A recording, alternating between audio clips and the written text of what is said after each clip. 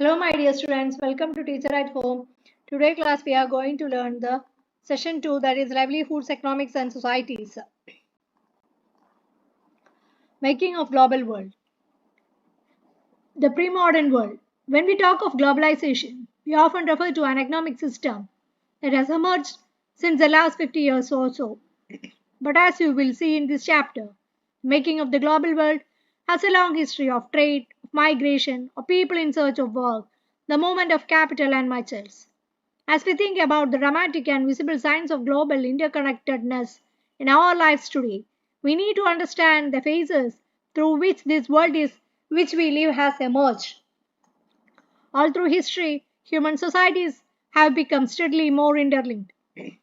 From ancient time, travelers, traders, priests, and pilgrims traveled vast distances for knowledge, opportunity, and spiritual fulfillment or to escape persecution. They carried goods, money, values, skills, ideas, inventions, and even germs and diseases. As early as 3000 BC, an active coastal trade linked the Indus Valley civilization with present day West Asia.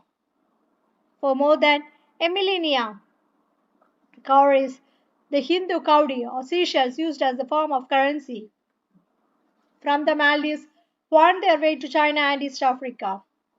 The long distance spread of disease carrying germs may be traced as far back as the 7th century. By the 13th century, it had become an unmistakable link.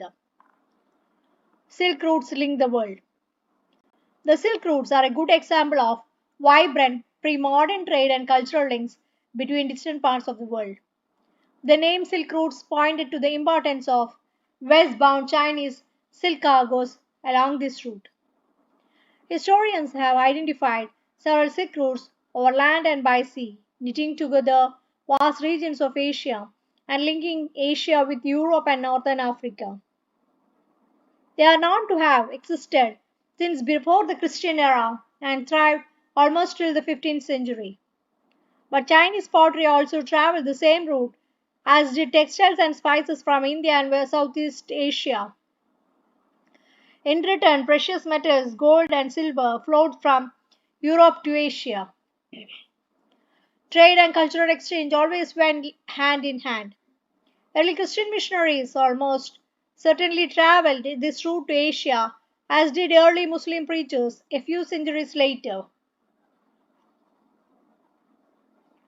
Much before all this, Buddhism emerged from eastern India and spread in several directions through intersecting points on the silk routes. Food travels, spaghetti and potato. Food offers many examples of long distance cultural exchange. Traders and travelers introduced new crop to the lands they travel. Even ready foodstuffs in distant parts of the world might share common origins. Take spaghetti and noodles. It is believed that noodles traveled west from Asia, China to become spaghetti. Perhaps Arab traders took past 5th century slightly an island now in Italy. Similar foods were also known in India and Japan, so the truth about the origins may never be known. Yet, such guesswork suggests these possibilities of long distance cultural contact even in the pre modern world. Many of the common foods, such as potatoes, soya, groundnuts, maize, tomato, chili, sweet potatoes, and so on, were not known to our ancestors until about 5 centuries ago. These foods were only introduced in Europe and Asia after Christopher Columbus accidentally discovered the vast continent that would later become known as the America. Here, we will use America to describe North America, South America, and Caribbean. In fact, many of the common foods came from America's original inhabitants, American Indians. Sometimes the new crops could make the difference between life and death. Europe's poor began to eat better and live longer with the introduction of the humble potato. Ireland's poorest peasants became so dependent on potatoes that when disease destroyed the potato crop in the mid 1840s, hundreds of thousands died of starvation, congus, disease, and trade. The pre modern world shrank greatly in the 16th century after the European sailors found a sea route to Asia and also successfully crossed the western coast of western ocean of America. For centuries before the Indian Ocean had known a bustling trade with goods, people, knowledge, customs, etc., crisscrossing crisscrossing its waters. The Indian subcontinent was central to these flows and a crucial point in their network. Entry of the European helped expand or redirect some of these flows towards Europe. Before its discovery, America had been cut off from regular contact with the rest of the world for millions of years. But from the 16th century, its vast land, abundant crops, and minerals began to transform trade and lives everywhere. Precious metals, particularly silver, from mines located in present day Peru and Mexico, also enhanced Europe's wealth and financed its trade with Asia. Legends spread in 17th century Europe about South Americans' fabled wealth. Many expeditions set off in search of El Dorado, the fabled city of gold. In Portuguese and Spanish, conquest and colonizations of America was decisively underway by the mid 16th century. European conquest was not just a result of superior firepower. In fact, the most powerful weapon of the Spanish conquest was not a conventional military weapon at all. It was the germs, such as those of smallpox, as they carried on their person. Because of their long isolation, America's original inhabitants had no immunity against these diseases that came from Europe. Smallpox, in particular, proved a deadly killer. Once introduced, it spread deep into the continent, ahead even of any European reaching there. It killed and decimated whole communities, paving the way for conquest. Biological warfare. John Winthrop, the first governor of the Massachusetts Bay Colony, New England, wrote in May 1634 that smallpox signaled God's blessing for the colonists.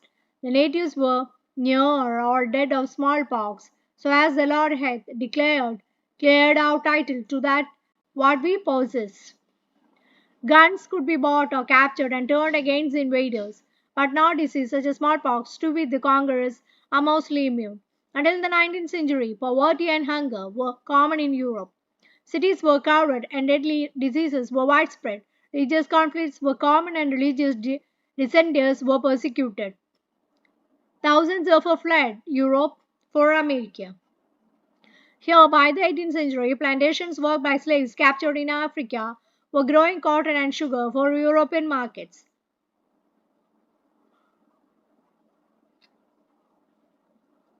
Until well into the 18th century, China and India were among the world's richest countries.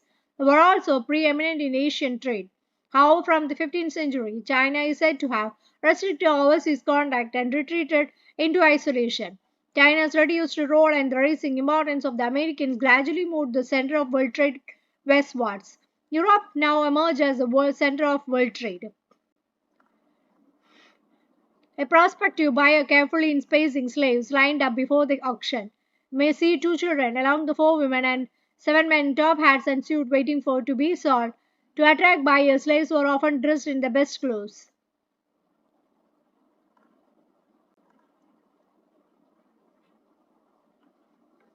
The 19th century, 1815-1940. The world changed profoundly in the 19th century. Economic, political, social, cultural, and technological factors interact in complex ways to transform societies and reshape external relations.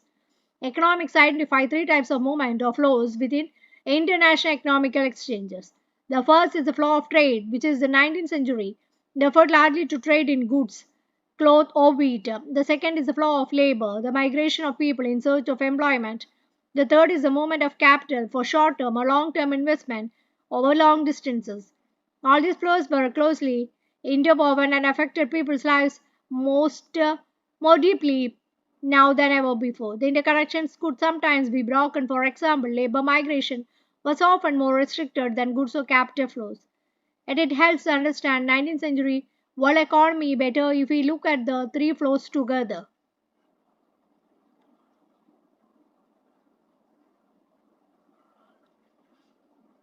a world economy takes shape.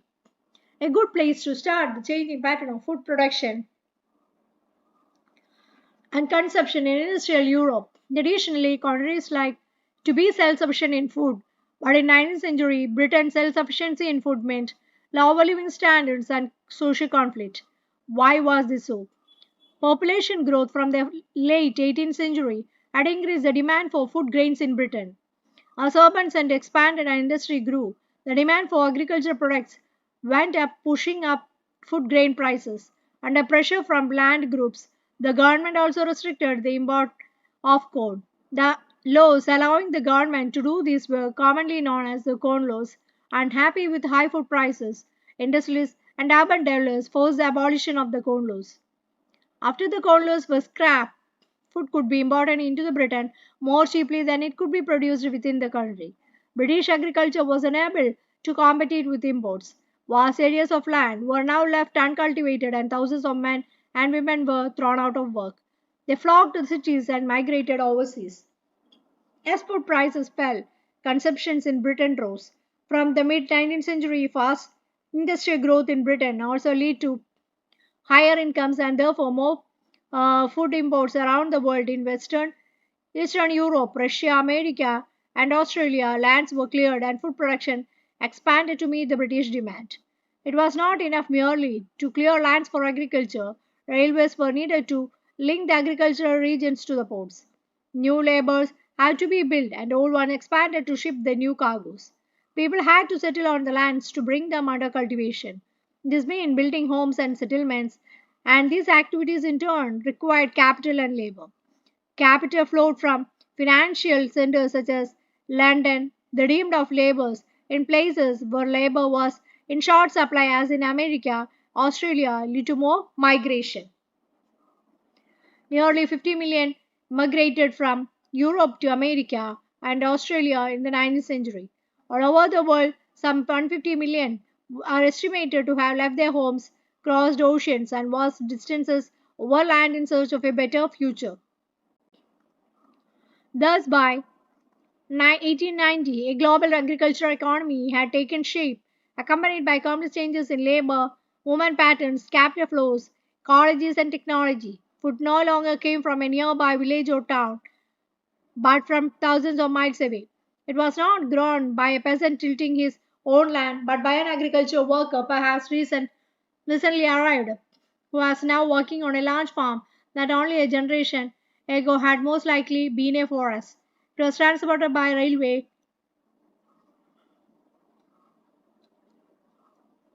built for that very purpose, and by ships, which were increasingly manned in the decades by low paid workers from South Africa, Southern Europe, Asia, Africa, and the Caribbean. Some of this dramatic change, though on a smaller scales, occur closer home in West Punjab. Here, the British Indian government built a network of irrigation canals to transform semi desert wastes into the fertile agricultural lands that could grow wheat and cotton for export. The canal colonies, as the areas irrigated by the new canals called, were settled by peasants from other parts of the Punjab. Of course, food is merely an example. A similar story can be told for cotton, the cultivation of which expanded worldwide to feed British textile mills on rubber. Indeed, so rapidly did regional specialization in the production of commodities develop that between 1820 and 1914, world trade is estimated to be multiplied 25 to 40 times. Nearly 60% of this trade comprised primary products, that is, agricultural products such as wheat and cotton, minerals such as coal. Role of technology. What was the role of technology in all this? The railways, steamships, the telegraph, for example, were important inventions without which we cannot imagine the transformed 19th century world. But technological advances were often the result of large social, political, economic factors. For example, colonization stimulated new investment and improvements in transport, faster railways, lighter wagons, and larger ships helped them move food more cheaply and quickly from faraway farms to final markets. The final trade up, that is, the trade in meat, offers a good example to this connected process. Till the 1870s, animals were shipped live from America to Europe and then slaughtered when they arrived there. But live animals took up a lot of ship space. Many also died in voyage, fell ill, lost weight, or became unfit to eat. Meat was hence an expensive luxury beyond the reach of the European poor. High prices, in turn, kept demand and production down until the development of a new technology, namely refrigerated ships, which enabled the transport of perishable foods over long distances. Now, animals were slaughtered for food and the starting point in America, Australia, and New Zealand, and then transported to Europe in frozen meat. This reduced shipping costs, lowered meat prices in Europe. The poor in Europe could now consume a more varied diet. To the earlier monotony of bread and potatoes, many, though not all, could now add meat, butter, and egg to their diet.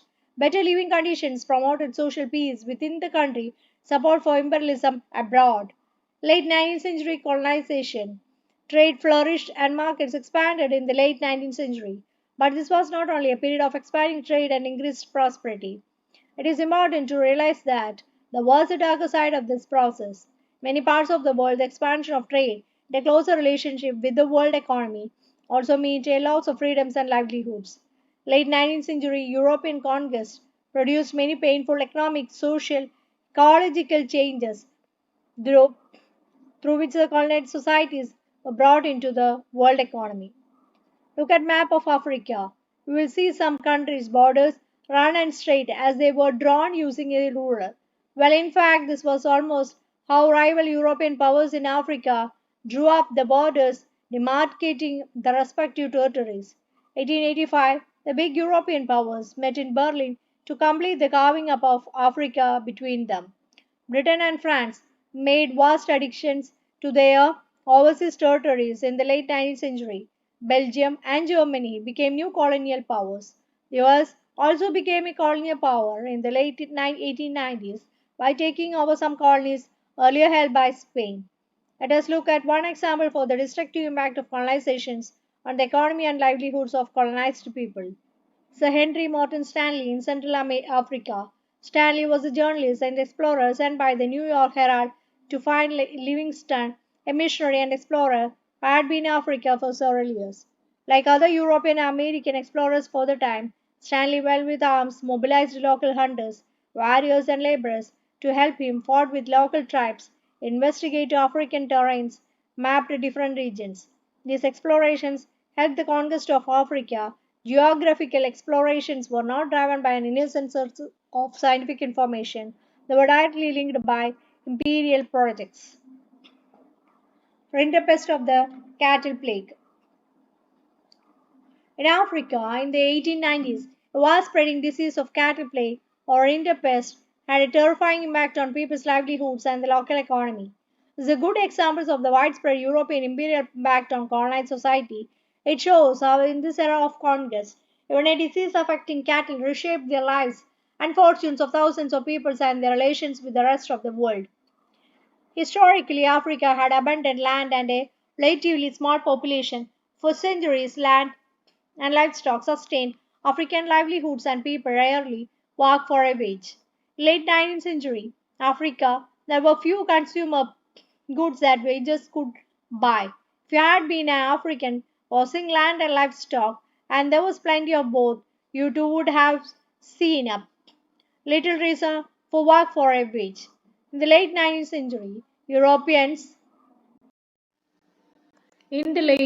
century, Europeans were attracted to Africa due to its vast resources of land and minerals. Europeans came to Africa hoping to establish plantations and mines to produce crops and minerals for export to Europe. But there was an unexpected problem, a shortage of labor willing to work for wages. Employers used many methods to recruit and retain labor.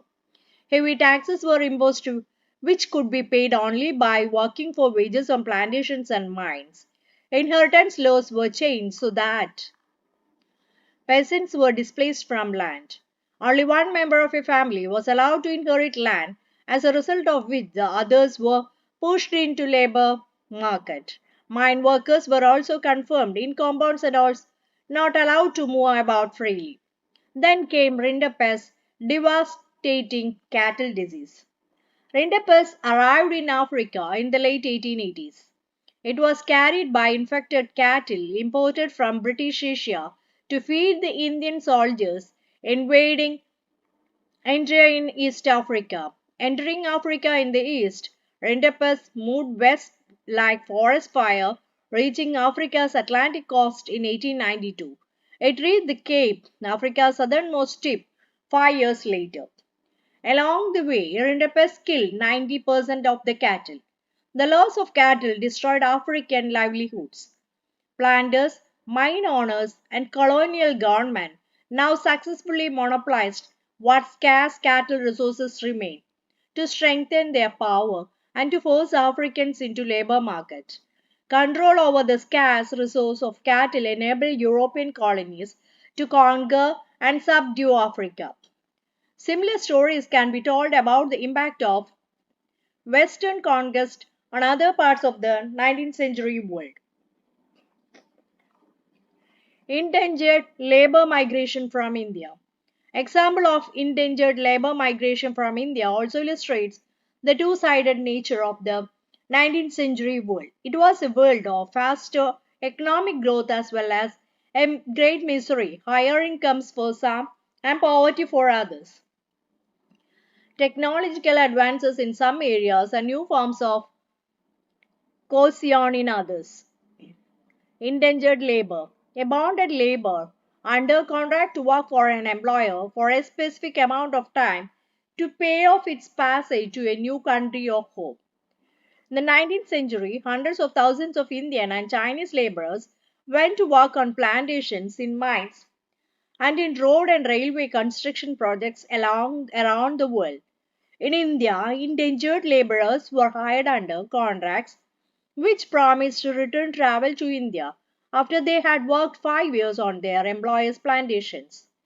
Most Indian indentured workers came from the present day regions of eastern Uttar Pradesh, Bihar, central India, and the dry districts of Tamil Nadu. In the mid 19th century, these regions experienced many changes. Cottage industries declined, land rents rose, lands were cleared for mines and plantations.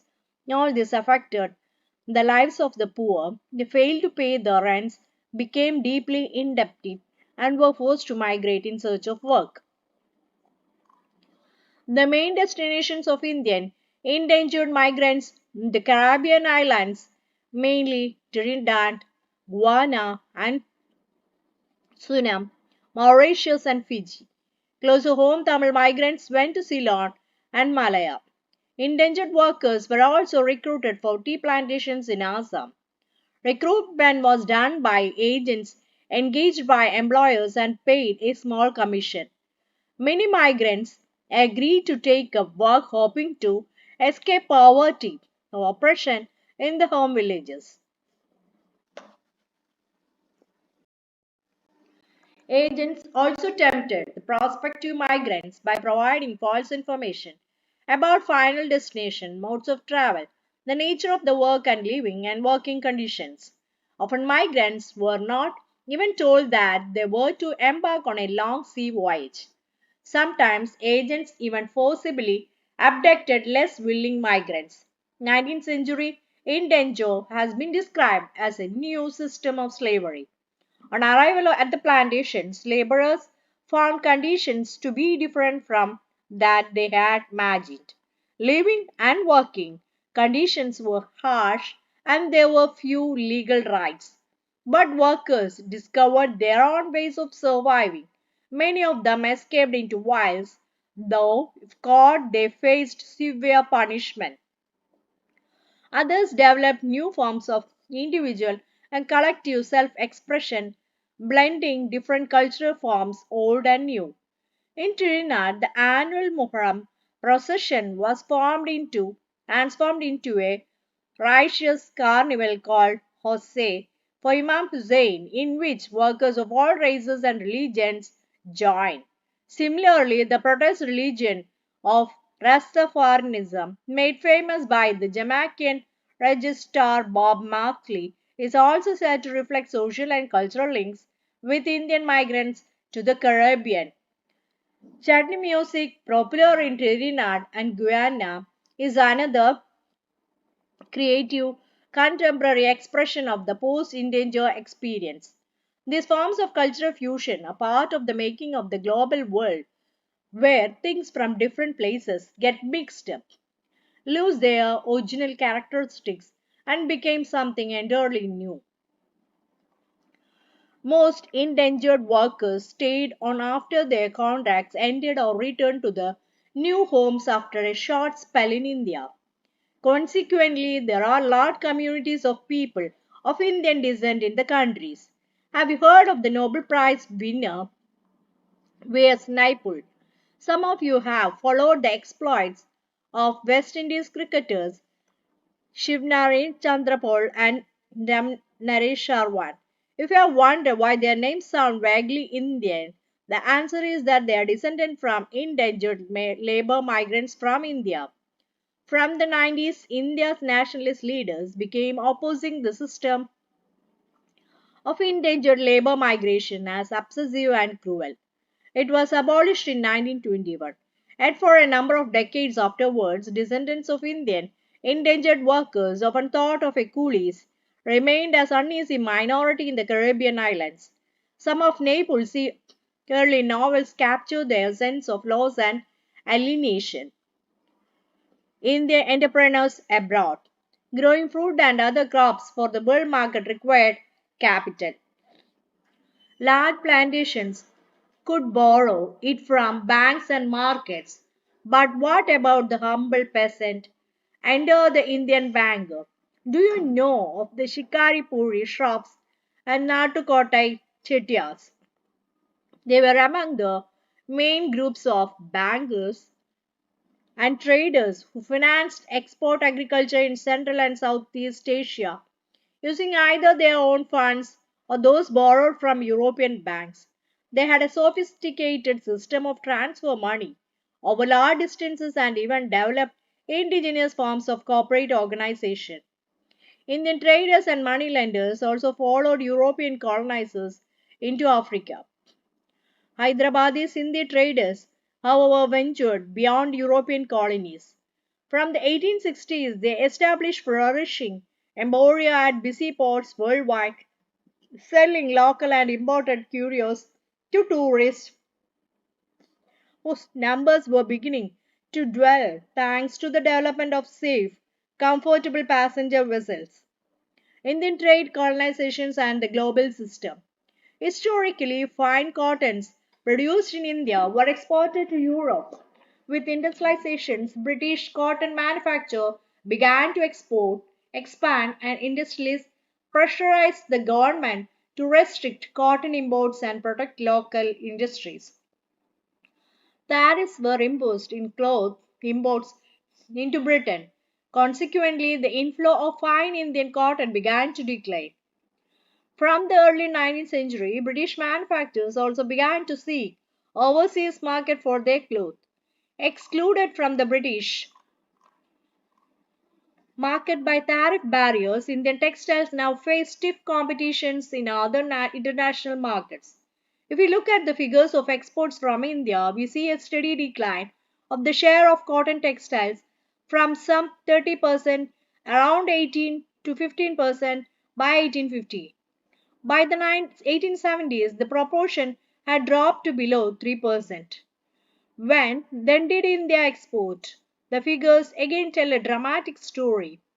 While exports of manufactures declined rapidly, export of raw materials increased equally fast. Between 1812 and 1871, the share of raw cotton exports rose from 5% to 35%.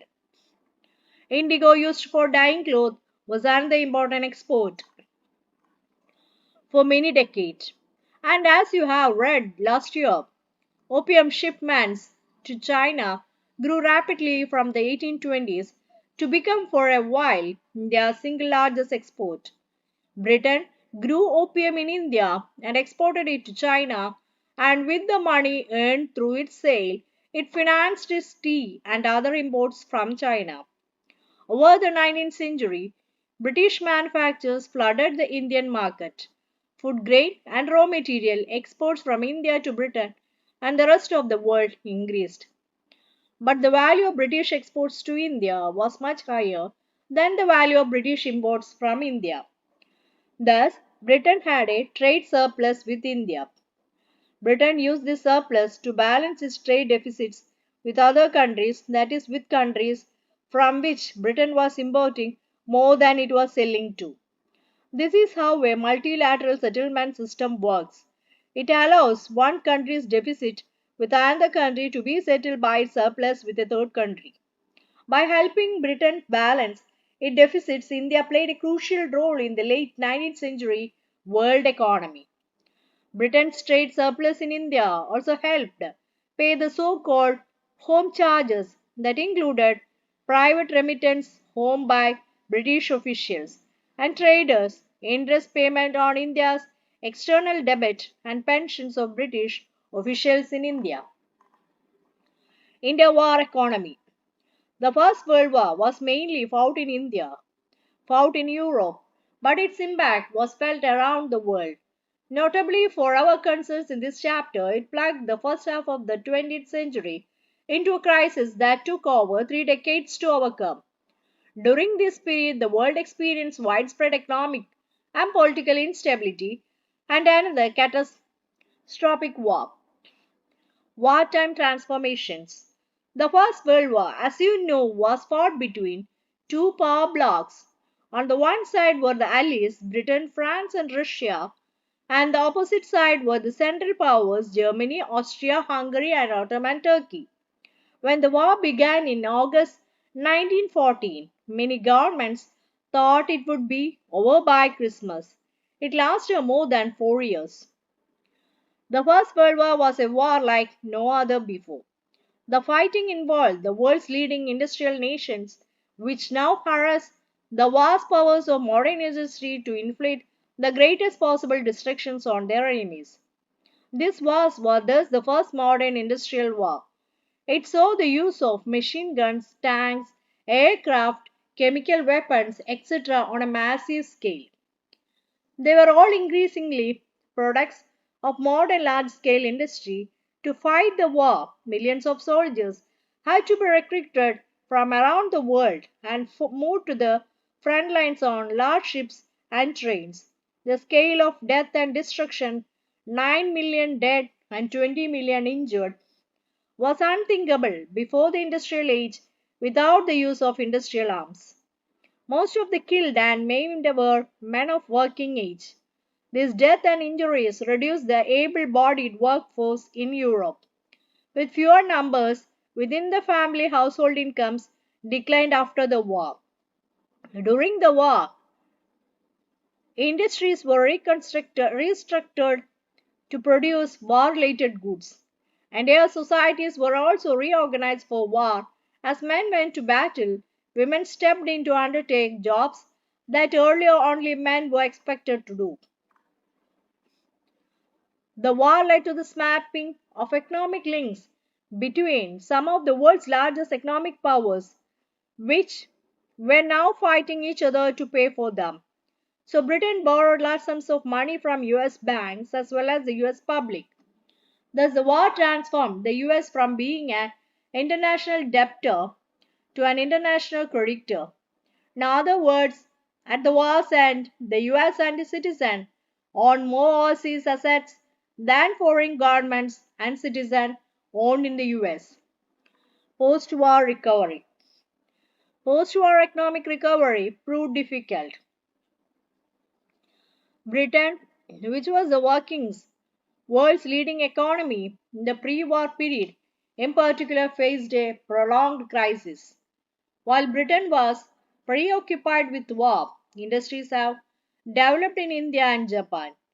After the war, Britain found it difficult to recapture its earliest position of dominance in the Indian market and to compose with Japan internationally. Moreover, to finance war expenditures, Britain had borrowed liberally from the US.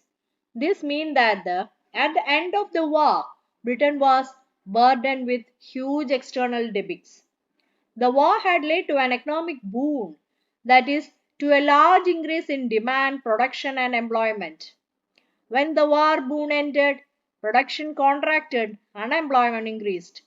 At the same time, the government reduced bloated war expenditures to bring them into line with the peacetime revenues. The developments led to huge job losses in 1921, on in every five British workers was out of work. Indeed, anxiety and uncertainty about work became an enduring part of the post war scenario.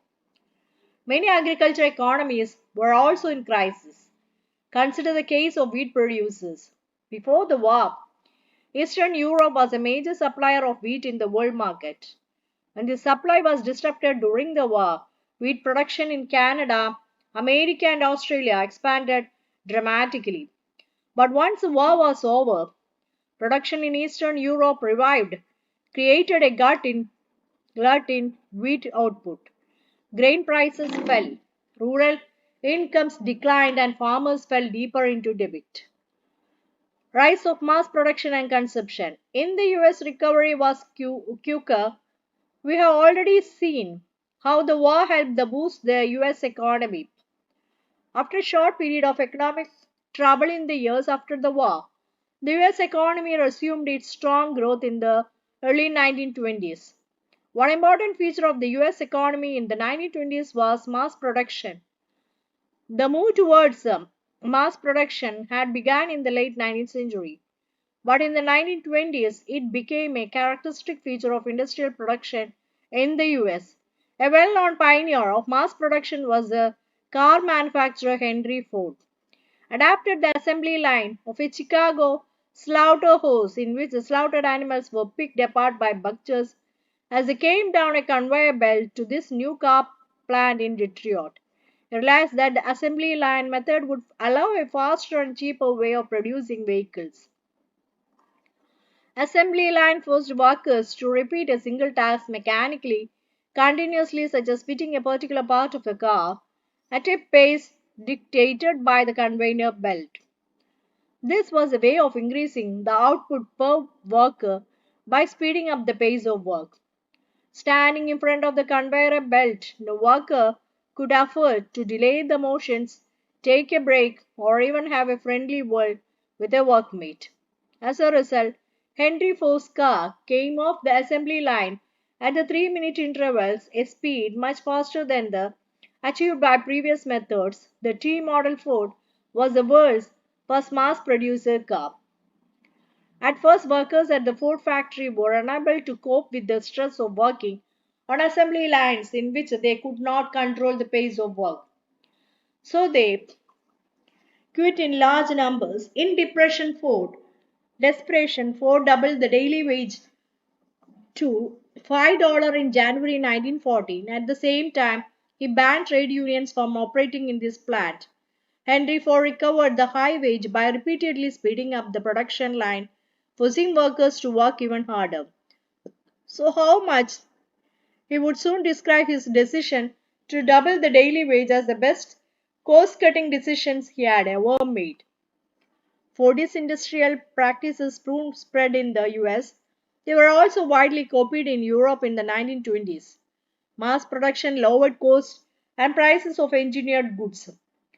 Thanks to higher wages, more workers could now afford to purchase durable consumer goods such as cars. Car production in the US rose from 2 million in 1919 to more than 5 million in 1929. Similarly, there was a spurt in the purchase of refrigerators, washing machines, radios, gramophone players, all through a system of hire purchase. Credit rapid in weekly or monthly installments. The demand for a refrigerator, washing machine, etc. was also fueled by a boom in house construction and home ownership, financed once again by loans. Housing and consumer boom in the 1920s created the basis of prosperity in the US. Large investment in housing and household goods seemed to create a circle of higher employment and income rising, consumption demand, more investment, and yet more employment and income. In 1923, the US resumed exporting capital to the rest of the world and became the largest overseas lender. US imports and capital exports also boosted European recovery and the world trade and income growth over the next 5 6 years. All this, however, proved too good to last. By 1929, the world would be plunged into a depression such as it had never experienced before. The Great Depression. Great Depression began around 1921 and lasted till the mid 1930s. During the period, most parts of the world experienced catastrophic declines in production, employment, income, and trade. Exact timing and impact of the depression varied across countries, but in general, agricultural regions and communities were the worst affected. This was because the fall in agricultural prices was greater and more prolonged than that in the prices of industrial goods.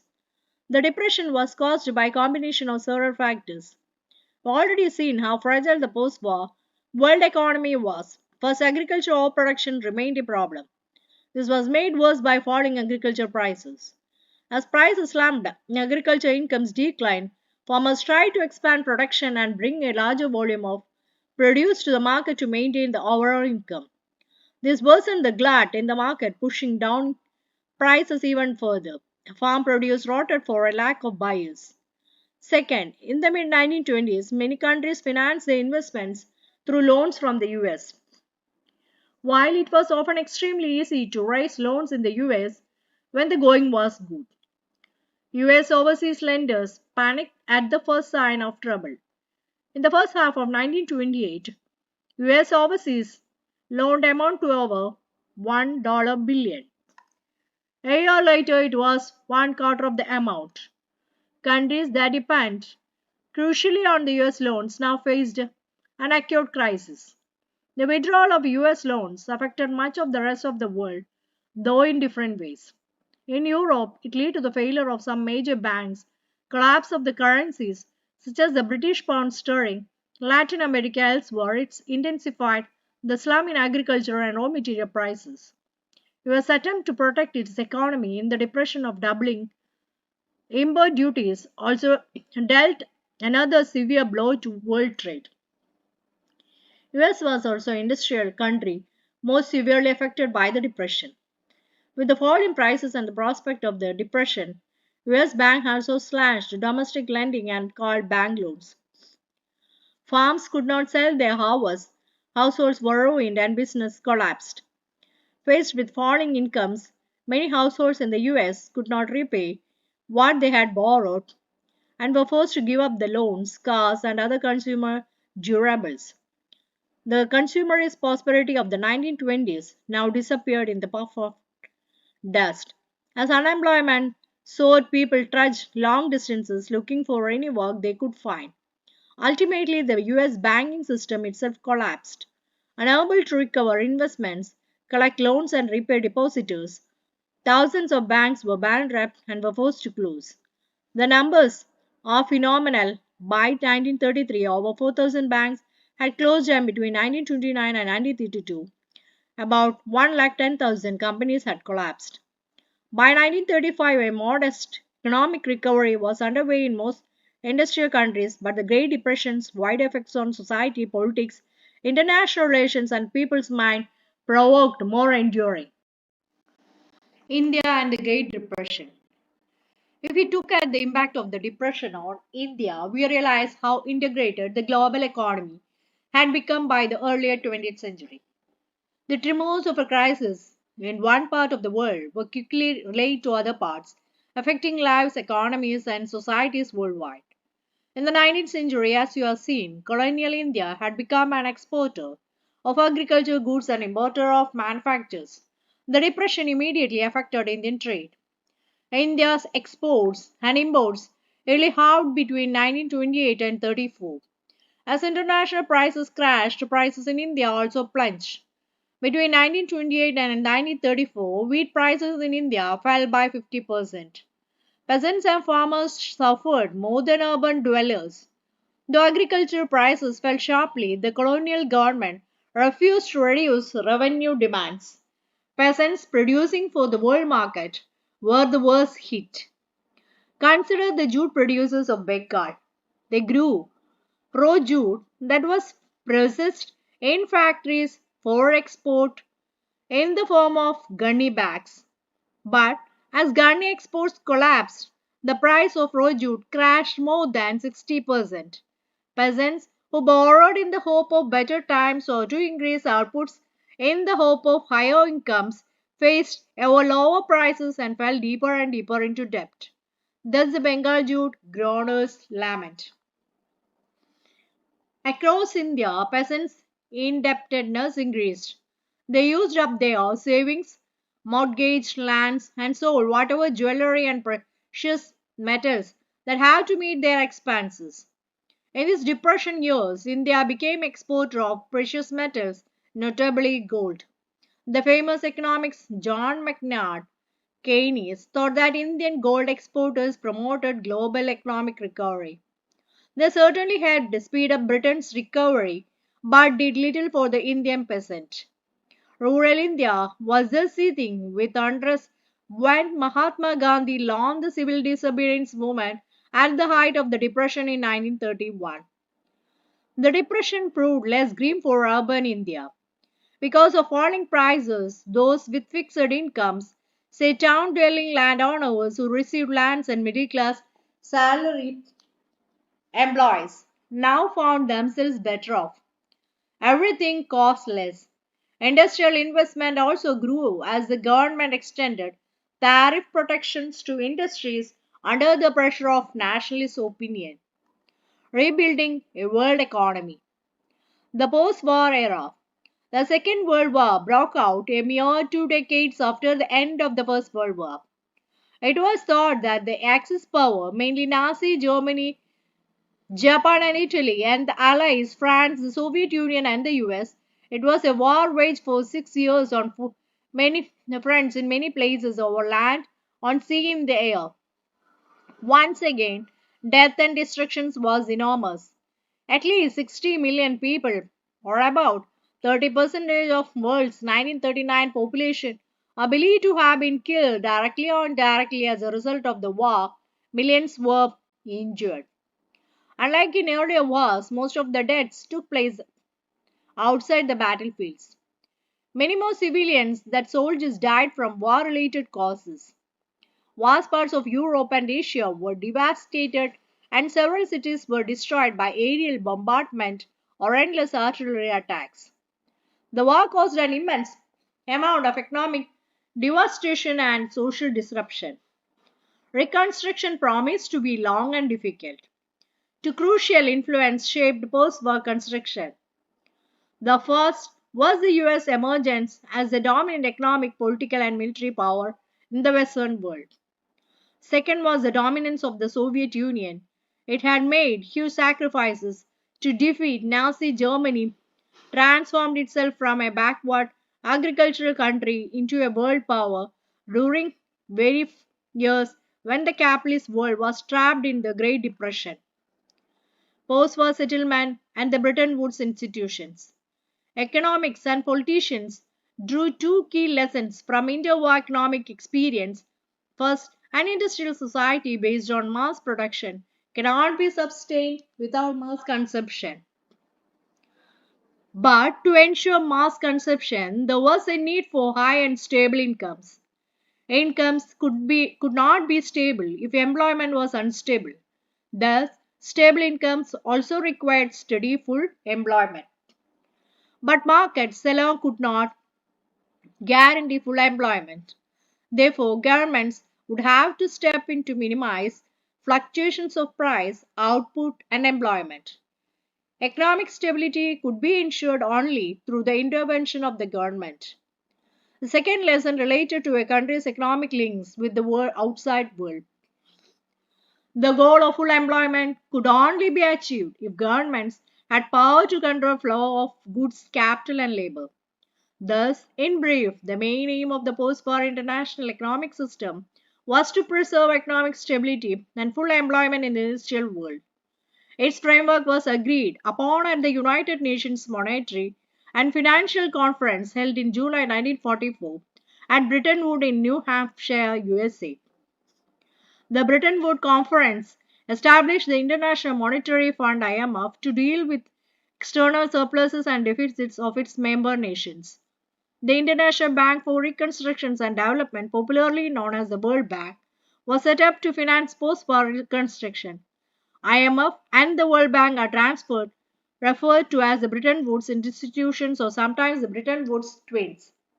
The post-war international economic system is also often described as the Bretton Woods system. IMF and the World Bank commenced financial operations in 1947. Decision making in these institutions is controlled by the Western industrial powers. The US has an effective right of veto over key IMF and World Bank decisions. International monetary system is a system linking national currencies and monetary system. The Bretton Woods system was based on fixed exchange rates. In this system, national currencies, for example the Indian rupee, were pegged to the dollar at a fixed exchange rate. Dollar itself was anchored to gold at a fixed price of $35 per ounce of gold. Early post-war years. The Bretton Woods system inaugurated an era of unprecedented growth of trade and income for the Western industrial nations and Japan. World trade grew annually at over 8% between 1950 and 1970 and incomes at nearly 5%. The growth was also more stably, without large fluctuations. For much of this period, the unemployment rate, for example, averaged less than 5% in most industrial countries. These decades also saw the worldwide spread of technology and enterprise. Developing countries were in a hurry to catch up with advanced industrial countries. Therefore, they invested vast amounts of capital importing industrial plant equipment featuring modern technology. What is MNCs? Multinational corporations are large companies that operate in several countries at the same time. The first MNCs were established in 1920s. Many more came up in 1950-1960 as US business expanded worldwide and Western Europe and Japan also recovered to become powerful industrial economies. The worldwide spread of MNCs was a notable feature in the 1950s and 60s. This was partially because high import tariff imposed by different government forced MNCs to locate their manufacturing operations and become domestic producers in as many countries as possible. Decolonization and independence. When the Second World War ended, large parts of the world were still under European colonial rule. Over the next 2 decades, most colonies in Asia and Africa merged as free independent nations. They were, however, overburdened by poverty and lack of resources, and their economics and societies were handicapped by long periods of colonial rule.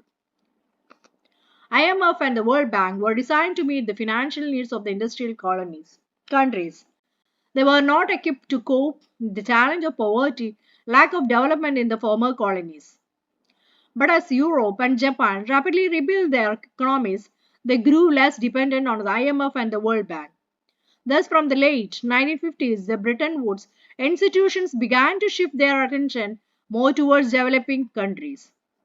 As colonies, many of the less developed regions of the world had become part of the Western empires, now ironically as newly independent countries facing urgent pressures to lift their populations out of poverty. They came under the guidance of international agencies dominated by the former colonial powers. Even after many years of decolonization, the former colonial powers still control vital resources such as minerals and land in many of the former colonies. Large corporations of other powerful countries, for example the US, also often manage to secure rights to exploit developing countries' natural resources very cheaply. At the same time, most developing countries did not benefit from the faster growth Western economies experienced in the 1950s and 1960s. Therefore, they organized themselves as a group, the Group of 77, to demand a new international economic order, NIEO. They mean that a system they would give them real control over the natural resources, more development assistance, fairer prices for raw materials, better access for their manufactured goods in developed countries' markets. End of Bretton Woods and the beginning of globalization. despite years of stable and rapid growth, not all, as well as the post war world. From the 1960s, the rising cost of the overseas involvement weakened the US finances and its competitive strength. US dollar now no longer commanded confidence as the world's principal currency. It could not maintain its value in relation to gold. This eventually led to the collapse of the system of fixed exchange rate and the introduction of a system of floating exchange rates.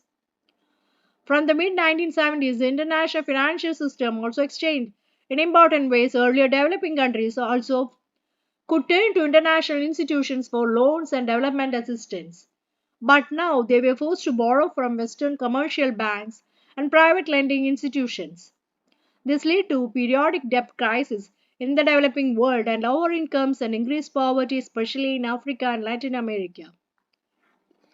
Industrial world was also hit by unemployment that began rising from the mid 1970s and remained high until the early 1990s. From the late 1970s, the MNCs also began to shift production operations to low-wage Asian countries. China had begun cut off from the post-war world economy since its revolution in 1949. But new economic policies in China and the collapse of the Soviet Union, Soviet-style communism in Eastern Europe brought many countries back into fold of the world economy. Wages were relatively low in countries like China. Thus, they became attractive destinations for investment by foreign MNCs competing to capture world markets. Have you noticed that most of the TVs, mobile phones, and toys we see in the shop seem to be made in China? This is because of the local structure of the Chinese economy, most importantly, its low wages. The relocations of industry to low wage countries stimulated world trade and capital flows in the last 2 decades. The world's economic geography has been transformed as countries such as India, China, Brazil undergo rapid economic transformations. New world's exchange rates, they link international currencies for purpose of international trade. There are broadly two kinds of exchange rate, fixed exchange and floating exchange rate. Fixed exchange rate, when exchange rates are fixed and governments intervene to prevent movements in them. Flexible or floating exchange rates. This rate fluctuates depending on demand and monopoly supply of currencies in foreign exchange markets, in principle without interference by government. So that's all about the reading of these sections. If you are interested, please do like, share and subscribe my channel. Okay, thank you.